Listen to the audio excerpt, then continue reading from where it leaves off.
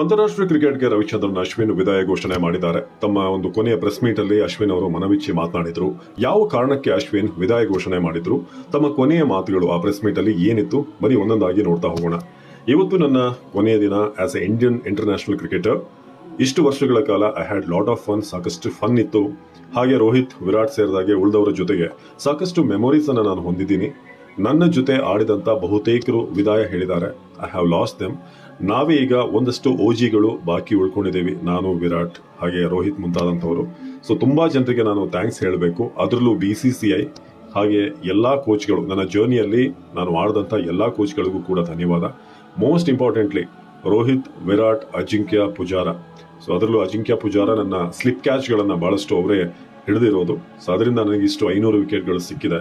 So ಹಾಗಾಗಿ ಅವರೆಲ್ಲರಿಗೂ ಕೂಡ ಧನ್ಯವಾದ ಅಂತ.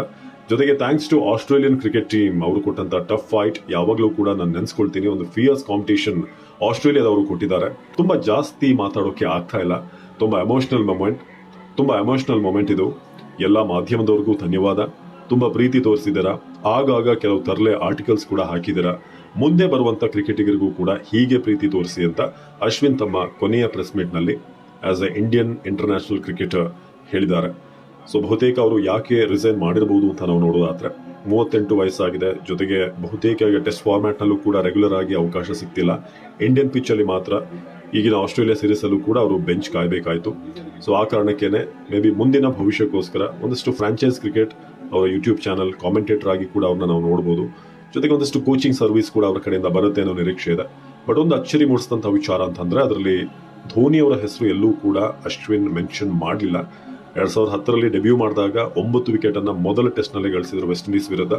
ಆಗ ಧೋನಿ ಅವರೇ ಕ್ಯಾಪ್ಟನ್ ಆಗಿದ್ರು. ಜೊತೆಗೆ ಧೋನಿ ಸಾಕಷ್ಟು ಬ್ಯಾಕ್ ಮಾಡಿದ್ದಾರೆ ಕೂಡ. ಬಟ್ ಅವರ ವಿದಾಯ ಭಾಷಣದಲ್ಲಿ ಇದು ಕಂಡು ಬರಲಿಲ್ಲ. ಮೇ ಬಿ ಮುಂದೆ ಒಂದು ವಿಸ್ತೃತವಾದಂಥ ಒಂದು ಲೆಟರ್ನ ಅವ್ರು ಬರೀಬಹುದು. ಇಂಟೆನ್ಷನಲಿ ಧೋನಿ ಅವರ ಹೆಸರನ್ನ ಅವರು ಅವಾಯ್ಡ್ ಮಾಡಿರ್ಲಿಕ್ಕಿಲ್ಲ ಅನ್ನೋದು ಸದ್ಯಕ್ಕಿರುವಂತಹ ಒಂದಷ್ಟು ಚರ್ಚೆ.